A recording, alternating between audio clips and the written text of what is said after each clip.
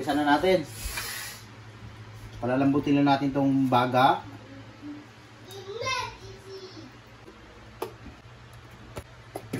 Tapos itong atay. Itong puso. Yung puso eh, hiwa-hiwa na. Hindi tayo nakabili ng buo. Kuluan na rin natin yan. Lalagyan natin ng paminta, laurel. Lalagyan natin ng asin. Lagyan natin ng tubig.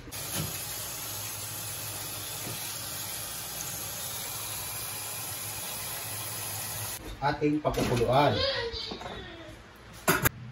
Sunod naman natin ay maghihiwa tayo ng ingredients.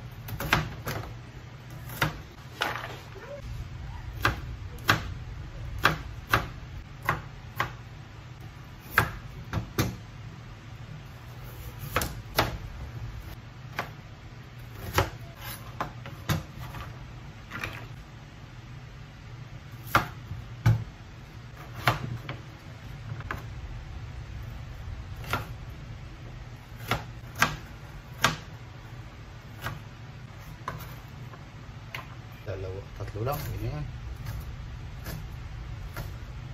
At maghihiwa na tayo ng atay. Unahin natin itong atay.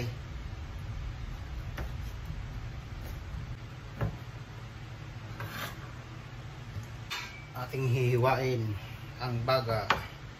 Minit-minit pa.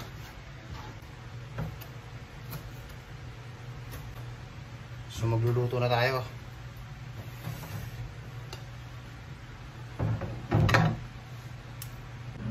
Lutuin na natin itong bupis. Maglalagay tayo ng aswite para karoon ng kulay itong luto natin. Tanggalin natin itong buto. Ating gigisahin na itong luya.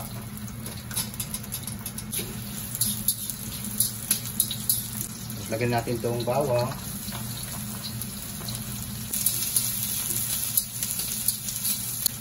So, lagyan din natin itong maraming sibuyas na ito. Basta lawakmak. Then, atin na itong ilalagay itong iniwan nating baga, atay at saka puso.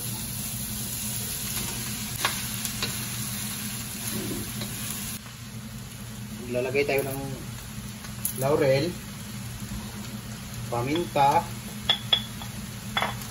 toyo, oyster sauce, then suka, kunti lang. Ating halu-haluin lang ito. Ating lagyan tubig, kunti lang, asukal. Mga ganito lang, kunti lang. Ayan. Ang ano sa panlaban sa alat lang. Lagyan natin tong magic sarap. Ayan, kunti lang. Labuyo. Tapos nilagay na rin natin tong carrots. Ating takpan.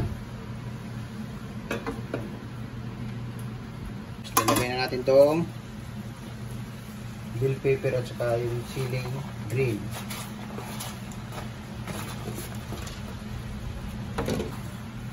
Bango. Lagay itong radish natin. Yan. Ito na guys. Finished product ng bupis. Yan.